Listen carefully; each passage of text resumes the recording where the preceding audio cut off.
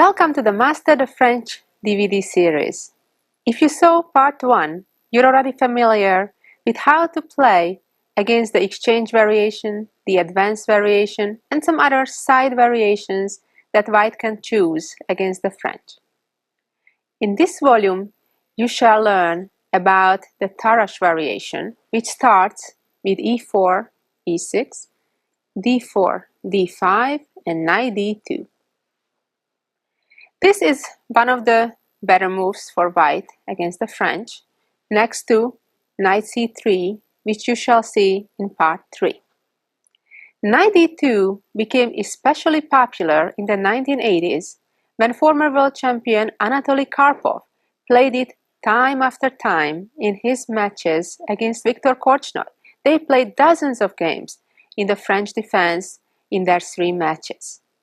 Black had difficulties in that particular variation in fully equalizing, but nevertheless, Korchnoi was defending the honor of the French defense.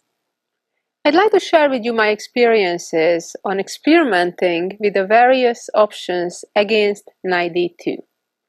There are at least 4 different options here.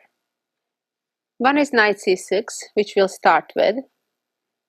Another one is c5, and then there will be 2 options after white trades, taking back with the pawn or the queen.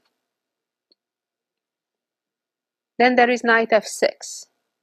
And we'll also discuss in part 3, when we are talking about the knight c3 variations, when pawn takes on e4 and knight takes back, which is exactly the same as if black in this position would do that, and then the white knight takes back. So let's get started. After knight d2, knight c6. Now black attacks the pawn on d4 immediately. White has 2 ways to try to protect the pawn, either by playing c3, which we'll look at first, or the better move, knight to f3. c3 can follow the following way. Again, a little bit surprising move, e5, just like when we saw on part 1 in the 2d3, in the rare variations. Black had a similar idea, wasting a move, moving that e-pawn a second time. In this case, it's because white has played c3 and black hopes that maybe the d3 square will be weak. Now if white takes on e5, black will just take back, of course. If white plays knight to f3, then black proceeds trading on d4, followed by trading on e4, and when knight takes back, bishop b4 check, knight c3, knight e7, with a quite comfortable position with white's isolated pawn on d4. Let's go back to the position after black plays e5 on move 4. And the best move for white is to trade on d5. Queen takes back on d5. And white plays knight g to f3. Here black's best move is to take pawn takes d4. However, before we proceed with that, I'd like to share with you some very interesting ideas. If black plays bishop g4, which is a mistake, white would continue with bishop c4, and after bishop f3, not taking the queen, then black would be fine after bishop takes d1.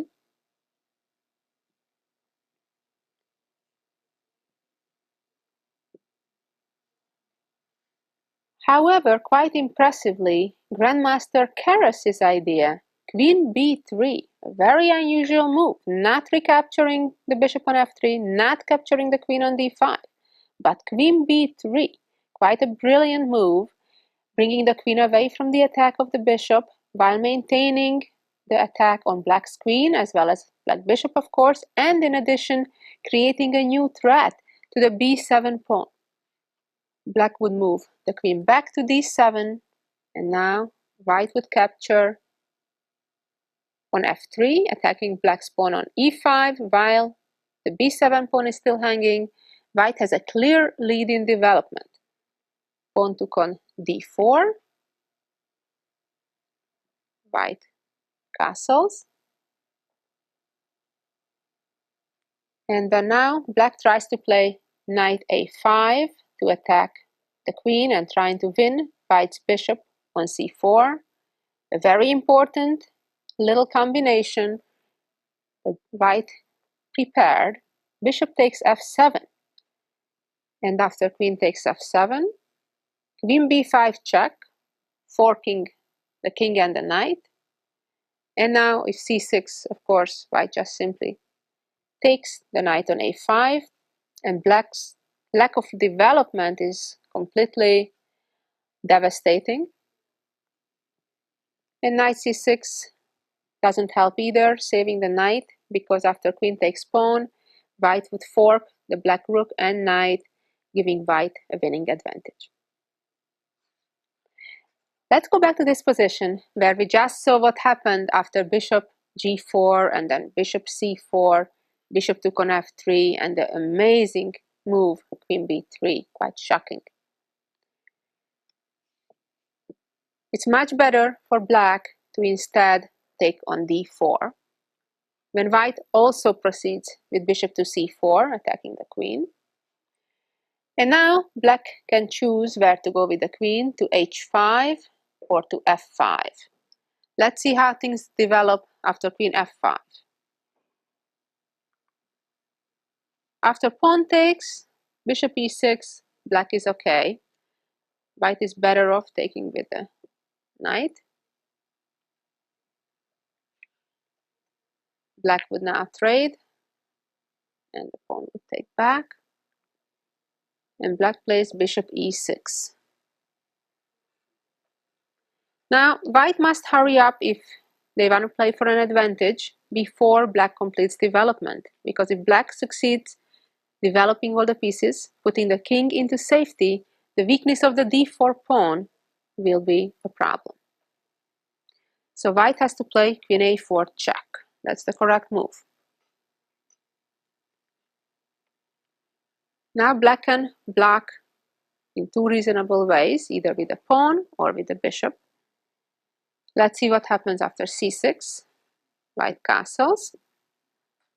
Black plays knight f6, rook e1, bishop d6, and now bishop takes e6, pawn takes, and white has a strong move, queen b3, forking both the b7 and e6 pawns. This was played in a quick game between the Argentinian grandmaster Zarnicki and Garry Kasparov. White took the pawn,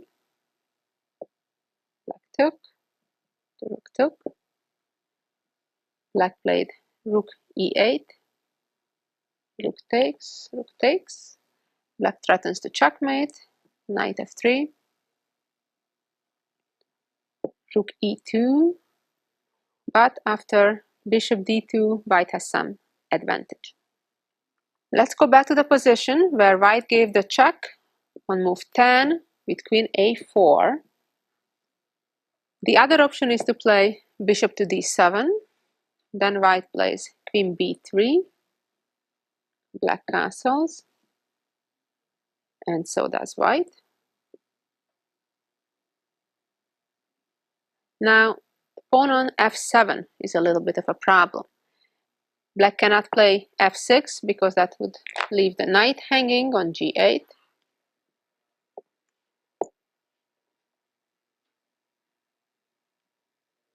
After knight h6, protecting the pawn, white has an advantage after knight e4. Another elegant move that cannot be captured well because of bishop d5 coming.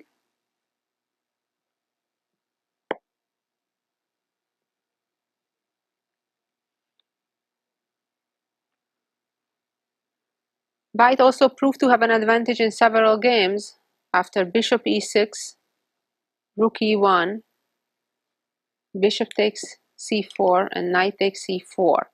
Black's king is in a less secured position than white's because of the open c file, and that gives white the initiative in this position.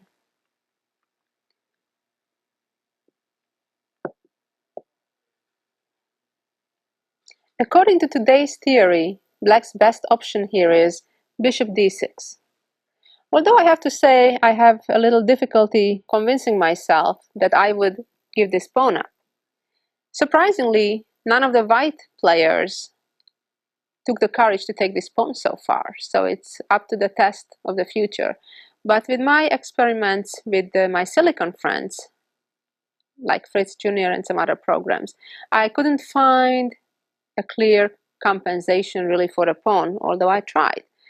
Looked at knight h6, for example, bishop d5, c6, bishop f3, and now either knight g4, trying to go for a direct attack, when after h3, knight h2, white has the intermediate move bishop e4, and then queen f6, moving the rook away from danger, and the black knight is more in trouble on h2 than being an 8 to the attack.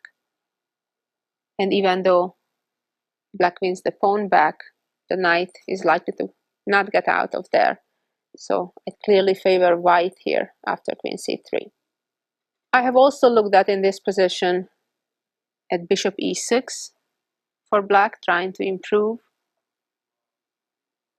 When white would play knight c4, a rare exception that white would be willing to go into a pin, threatening to take black's bishop on d6 with a check.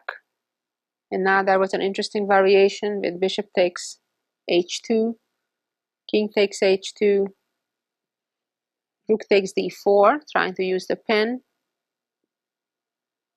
bishop e2, queen e4, so black can win the piece back, rook e1, queen h4 check, king g1, bishop takes c4, bishop takes c4, rook takes c4. Now actually black is up a pawn. That doesn't help much. Bishop g5, nice move, trying to deflect the queen from the defense of the rook. Queen g4, f3, same idea. Queen d4 check, bishop e3, queen h4, and white wins the pawn back with a clearly superior position because the black king is still more vulnerable than white's. Also, the black rook on c4 is kind of out of place. Let's go all the way back to move 7, when white played bishop c4. So we just saw what would happen after queen f5, but let's see what's the better move, and that is queen h5. It's a better place in this position for black's queen, not standing in the way of black's bishop. Also now, if the knight would take on d4, then black would trade queens on d1, stripping white from the right to castle. So white generally takes here with the pawn, and black plays bishop to e6. Queen b3, the same idea we're already familiar with, and black sacrifices the pawn by longside castle. Bishop takes, pawn takes,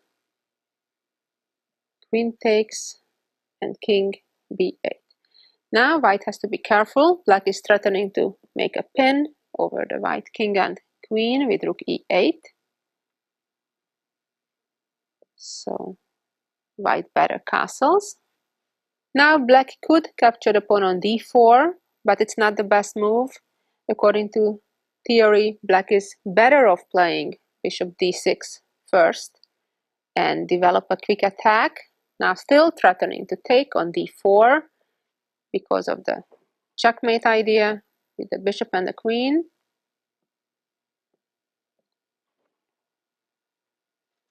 White plays knight b3 to protect the pawn. And now again, rook f8 with the same idea, trying to capture the knight that's defending the checkmate, pretty much forcing h3. And here black can choose between just simply playing knight ge7 with a decent compensation for the pawn, or even sacrificing an exchange, capturing on f3, take back, and play knight f6, also with decent play against white's king.